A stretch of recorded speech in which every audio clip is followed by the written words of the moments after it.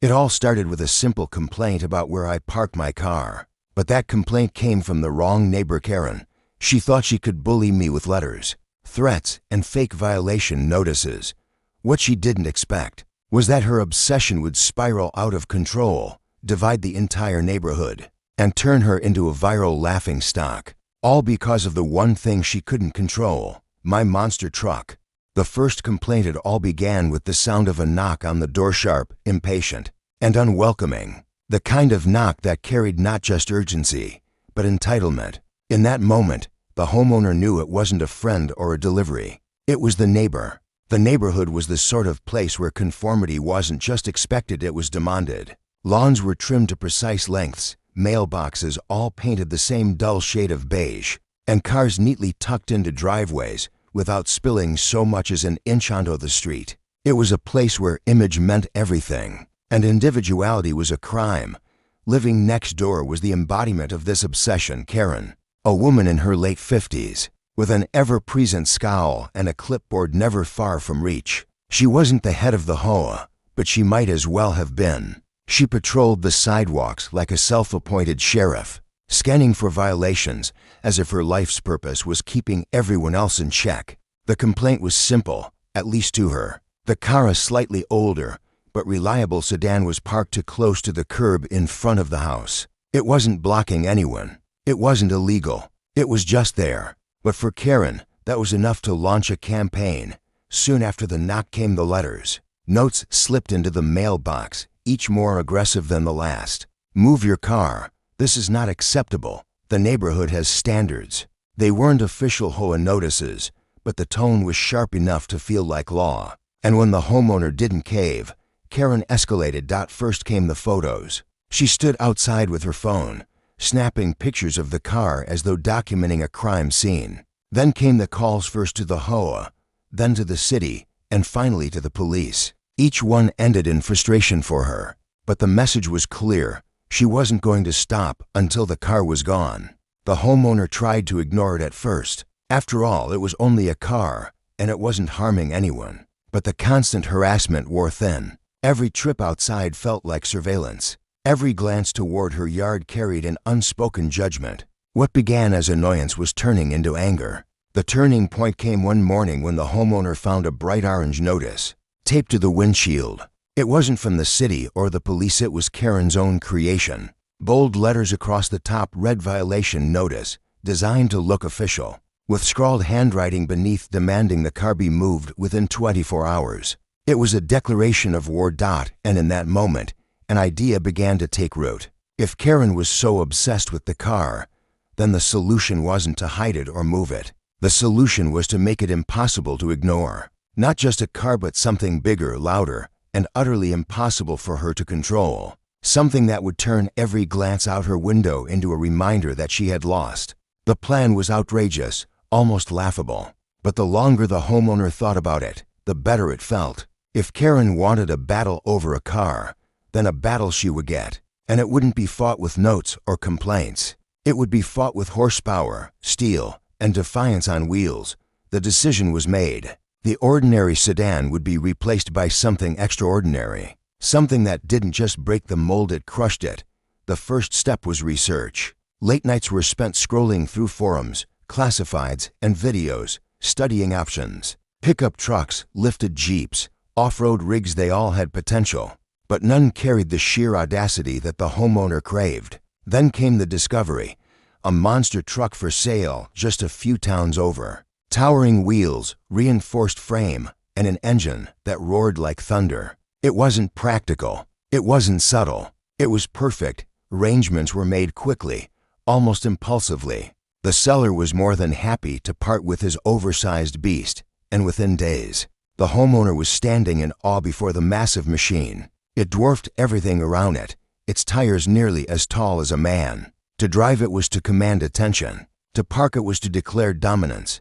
The drive home was exhilarating. Every stoplight drew stares, every corner turned heads. But the true satisfaction came when the truck rolled onto the street, rumbling like an approaching storm. Karen was in her yard, as always, pruning flowers that were already trimmed to perfection. She looked up at the sound. her face twisting into disbelief as the towering truck eased into the driveway. The sedan was gone. In its place stood a monster. The war had officially begun, and this was only the first shot. The neighborhood erupts. Monster truck became more than just a vehicle. The moment it settled into the driveway, its towering frame cast shadows across the street, dwarfing the modest cars parked neatly along the curb. The once quiet suburban lane, known for its cookie-cutter uniformity, now had a spectacle that disrupted the delicate balance of conformity. The first few hours brought curiosity. Neighbors peeked through blinds, stepping onto porches to catch a glimpse of the beast. Children gawked with wide eyes, pointing excitedly at the oversized tires and gleaming chrome. A few even begged their parents for a closer look, their laughter carrying down the street. For them, it was thrilling, like a parade float parked permanently on their block. But for others, especially those who prided themselves on the neighborhood's standards, the truck was nothing short of an abomination. It broke the unspoken code of sameness, the carefully curated illusion of suburban perfection. And no one felt this more acutely than Karen, the moment the truck rolled into place. Karen's routine shattered. Her once relaxing mornings in the garden were interrupted by the rumble of the oversized engine. Her perfectly manicured roses were now bathed in the shadow of rebellion. Every time she glanced out her window, she saw not just a truck, but defiance staring back at her. The first confrontation was immediate.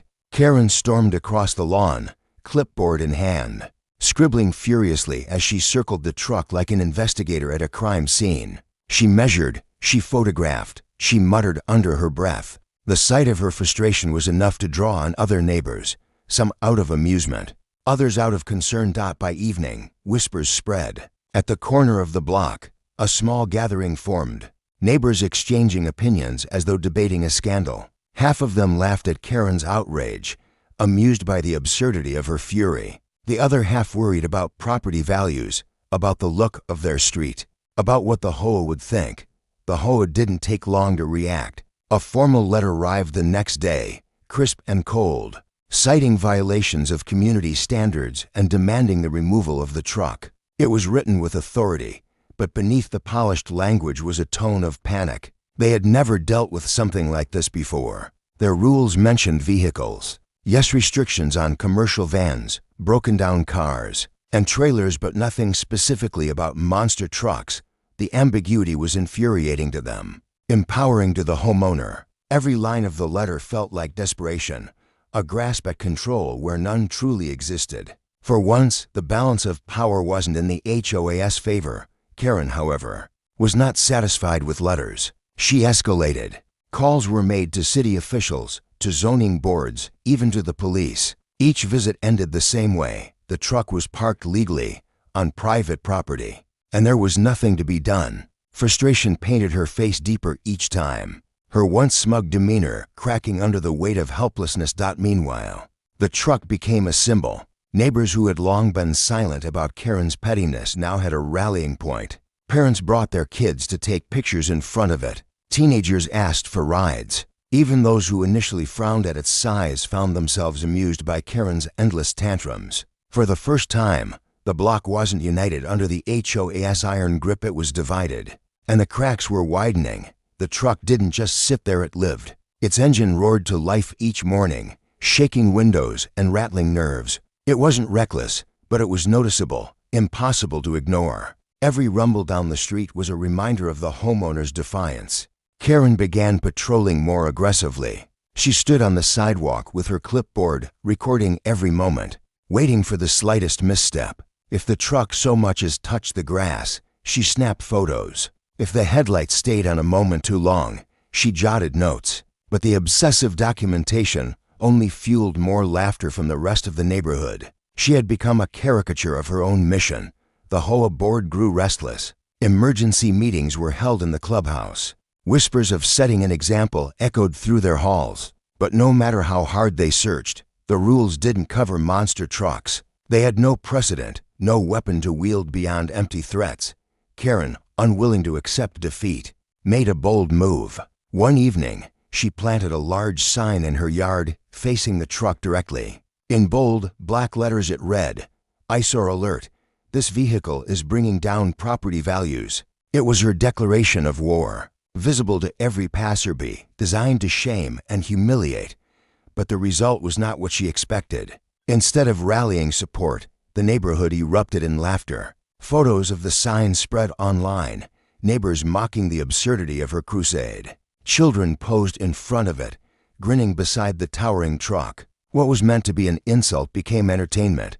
Karen's fury grew, but so did the homeowner's resolve. The battle lines were drawn, and neither side was willing to surrender. The HOA's rules had met their match. The neighborhood had chosen sides, and the monster truck, once just a vehicle, had become the spark of a rebellion. This was no longer just a feud between neighbors. It was becoming a full-scale war for control of the community, and the fight had only just begun. The retaliation neighborhood had become a stage, and the monster truck was the star. Its presence had shifted the atmosphere of the cul-de-sac from quiet routine to daily spectacle. Children laughed, neighbors whispered, cars slowed to stare, and Karen fumed like a storm cloud that refused to dissipate. But behind the curtain of her public outrage, something darker was brewing. Karen wasn't one to accept humiliation lightly. Each chuckle from the neighbors, each photo snapped in front of the truck, each reminder of her failed attempts to assert control only deepened her obsession. What had started as irritation over a parked car had grown into a vendetta. And now, her mission was no longer about property values or community standards. It was personal.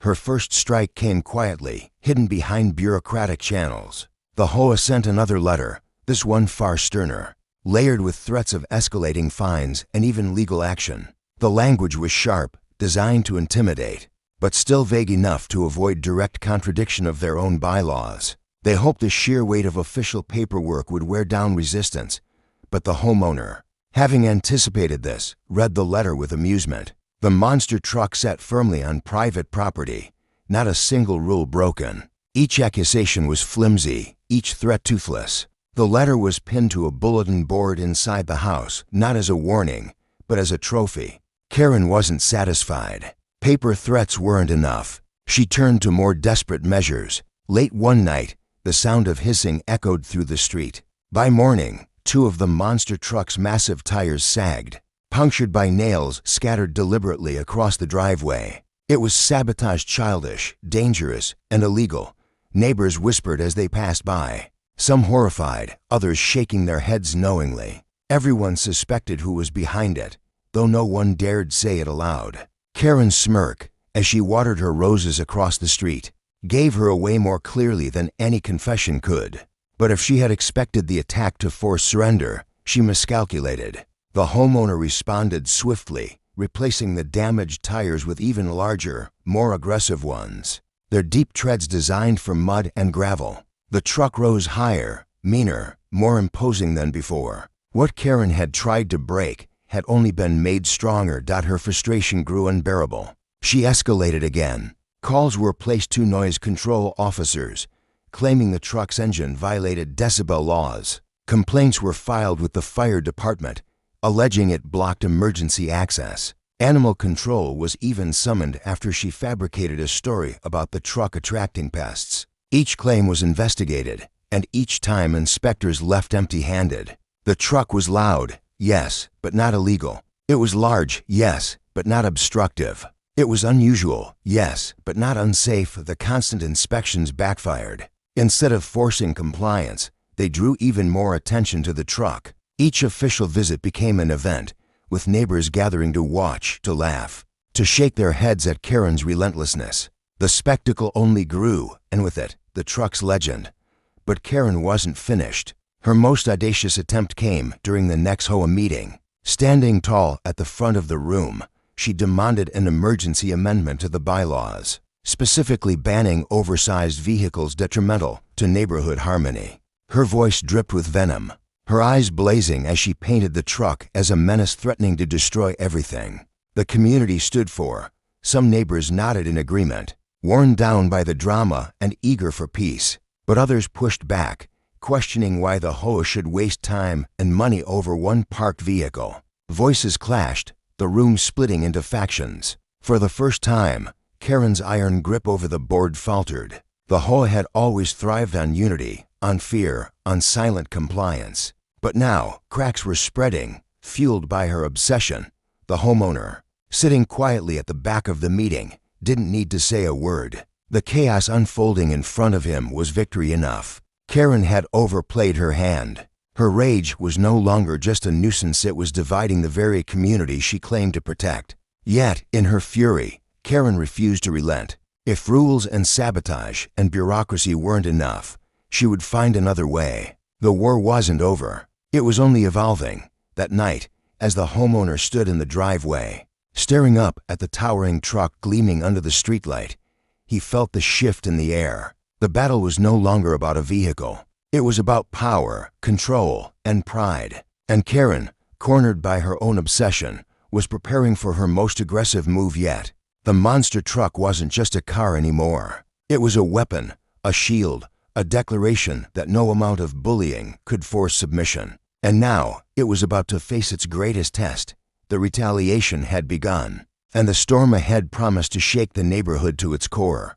Karen's desperation neighborhood had grown restless. Weeks of tension had transformed the quiet cul-de-sac into a battlefield divided by invisible lines. On one side stood Karen, her pride bruised and her fury growing with every sunrise. On the other stood the homeowner, calm and steadfast, his monster truck towering as both symbol and shield.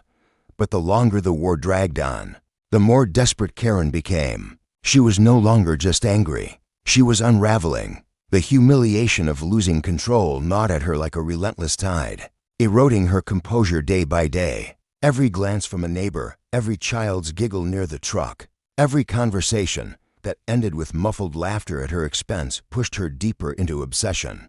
Her campaign of complaints had failed. The police dismissed her calls. The city inspectors stopped taking her seriously. Even the HOA, once her trusted weapon, had grown weary of her demands. She was no longer their enforcer, she was their problem. And that loss of authority was unbearable. So Karen shifted her tactics. If rules couldn't destroy her neighbor, maybe ruin could. She began a smear campaign, whispering lies about the homeowner to anyone who would listen. Stories of dangerous behavior, reckless driving, and late-night noise spread like wildfire. She told neighbors the truck leaked oil into the storm drains, poisoning their lawns. She claimed it frightened delivery drivers and lowered property values. To Karen, truth was irrelevant. Fear and gossip were her weapons now. But instead of isolating the homeowner, her campaign backfired. Neighbors had seen the truth with their own eyes. They knew the truck was loud, yes, but they also knew it wasn't a menace. They'd seen children pose beside it for photos, families smile as they drove by, and the homeowner quietly going about his business without ever lashing out. Slowly, suspicion began to shift. Maybe Karen wasn't protecting the neighborhood at all. Maybe she was tearing it apart. Still, Karen pressed on. If whispers didn't work, intimidation would. Security cameras caught her lurking near the truck at night, flashlight in hand, circling it like a predator. Twice she was spotted peering through the homeowner's windows, clipboard tucked beneath her arm, as though hunting for evidence to fuel her next complaint. Each incident was reported, but she was careful, always staying just shy of breaking the law. But desperation is a dangerous fuel, and Karen's control was slipping. One night, the sound of screeching tires echoed through the street. Neighbors peeked through their curtains to see Karen in her own SUV, blocking the monster truck's driveway, her arms folded tightly across her chest. She sat there for nearly an hour, headlights blazing, as though her presence alone could force compliance. When she finally left, the neighborhood was buzzing. The homeowner said nothing. But the next morning, the truck was parked differently angled, so its massive frame loomed directly toward Karen's front windows. Its chrome grille seemed to glint in defiance, and its towering tires cast shadows that reached across the street into her yard. Karen snapped. The very next day, she arrived at another HOA meeting, demanding an emergency vote to have the truck forcibly removed. Her voice was shrill, her face red, her words more frantic than persuasive. She waved photos, shoved papers in front of the board, and accused them of neglecting their duty. But instead of support, she was met with resistance. Her behavior had worn thin, her obsession too obvious to ignore. Some board members shifted uncomfortably, while others openly challenged her. Why was she targeting one neighbor so aggressively? Why was she wasting everyone's time over a vehicle that wasn't breaking any laws? The room was tense, but the tide had turned. For the first time, Karen stood isolated, her allies shrinking back, her influence crumbling. The homeowner didn't need to attend the meeting to know what happened. He heard it in the murmurs afterward, saw it in the way neighbors began to nod politely at him as they walked by. Karen's desperation had exposed her, and the power she clung to was slipping through her fingers. But even with her grip weakened, Karen wasn't finished. She couldn't be. To her, this wasn't about rules anymore, it was about winning. And when people lose everything else, they often resort to their most reckless moves. That night, as the monster truck rumbled into its usual spot, the air felt heavier. The battle had reached a tipping point, and Karen's desperation promised something more dangerous than complaints or sabotage. She was ready to risk everything for the illusion of control. The homeowner could sense it. The storm wasn't over. The worst was yet to come. The worst was yet to come. The breaking point cul-de-sac had grown used to drama. But even for this neighborhood, the tension was suffocating. Every day felt like the calm before a storm, a fragile silence that could shatter with the smallest spark. The monster truck sat in the driveway like an unmovable mountain, its massive tires and towering frame a constant reminder of defiance. And across the street, Karen simmered, her frustration boiling past the point of reason. She was no longer the stern neighbor with a clipboard. She had become something far more unstable. Her every waking moment seemed to revolve around the truck, her life consumed by plotting its downfall. She paced her yard with her phone glued to her hand, snapping photos at every angle. She scribbled notes furiously in a little black book. She muttered to herself as she dragged her trash bins to the curb, eyes locked on the gleaming beast across the street. The homeowner stayed calm on the surface, but inside, he knew something was coming. Karen was cornered, and cornered people made reckless choices. The monster truck had withstood letters, fines, sabotage, and gossip. But Karen's pride wouldn't allow her to stop. She needed to win no matter the cost. The breaking point arrived on a humid Saturday night. The street was quiet, most families inside watching television or preparing for bed. The homeowner had just locked the front door when the first sound came, a metallic screech, sharp and piercing, followed by a dull thud. Then another, and another. Rushing outside, he found Karen in the driveway, a hammer clutched in her hand. Her face twisted in fury. She swung wildly at the monster truck's front bumper, the steel clanging under her blows, sparks flickering in the dark. Her hair clung to her forehead, her eyes wide, her breaths ragged. She was unrecognizable, consumed entirely by rage. Neighbors poured out of their homes, gasps echoing across the street. Some tried to call out to her, others raised their phones to record. But Karen didn't stop. She pounded the truck again and again, screaming words no one could fully make out. It was as though she was fighting not a machine, but the very humiliation and loss of control that had plagued her since the truck first appeared. The homeowner didn't rush to stop her. He stood back, calm, letting the cameras roll, letting the neighbors witness what she had become. Every strike of the hammer was another nail in the coffin of her credibility. Every dent she tried to inflict only added weight to the evidence against her. Finally, the wail of sirens cut through the chaos. Red and blue lights washed over the street as police cruisers rolled in, tires crunching on asphalt. Officers stepped out quickly, surrounding Karen, pulling the hammer from her trembling hands. Her voice broke as she shouted excuses, insisting she was defending the neighborhood and protecting property values. But no one believed her anymore. The recordings, the witnesses, the destruction, it was undeniable. The officers placed her in handcuffs as the crowd looked on. Some neighbors shook their heads, others whispered, and a few simply watched in stunned silence. Karen, the self-appointed guardian of the neighborhood, was led away in the back of a police car, her reputation shattered beyond repair. As the lights faded into the distance, the street fell quiet again, but it wasn't the same silence as before. This was the silence of resolution, of a storm finally breaking. The monster truck stood tall, scarred but unbroken, its dents like battle marks of victory. And across the neighborhood, people began to realize something important. Karen's reign of intimidation was over. For the homeowner, there was no joy in watching her fall so far, but there was satisfaction in knowing he hadn't needed to fight her with anger or violence. He had simply stood his ground, and Karen had destroyed herself with her own obsession still. One chapter remained: the fallout. The neighborhood would never be the same, and the truck, once a symbol of defiance, was now a legend. But legends leave behind ripples, and the biggest ripple of all was yet to come. The last laugh days after Karen's arrest felt strangely peaceful.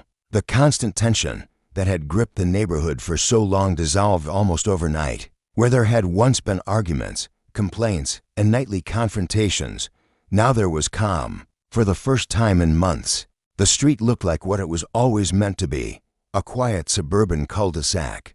But beneath that calm, a transformation was taking place. Karen had been the loudest voice, the one who policed lawns, issued warnings, and kept neighbors too nervous to push back. Without her, people began to breathe easier. Children rode bikes in the street without fear of being scolded. Families decorated their yards however they pleased. Even the HOA, once bolstered by Karen's relentless enforcement, seemed to shrink back into silence. The neighborhood was freer, lighter, almost unrecognizable.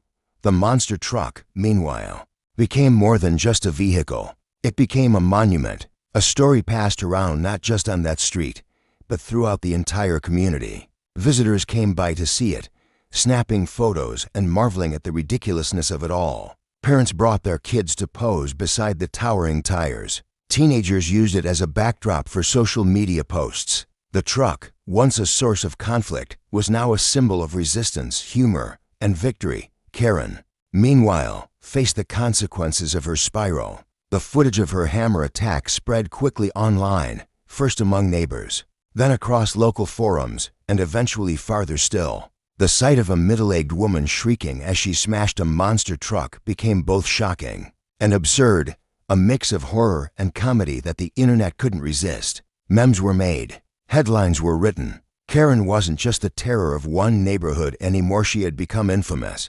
For the homeowner, there was satisfaction, but also reflection. What had started as a petty complaint about a car had escalated into an all-out war. But the lesson was clear. Sometimes, the best revenge isn't confrontation. Sometimes, it's patience, persistence, and letting the other person destroy themselves with their own obsession. Weeks later, during a sunny Saturday afternoon, the neighborhood gathered for a block party, something they hadn't done in years.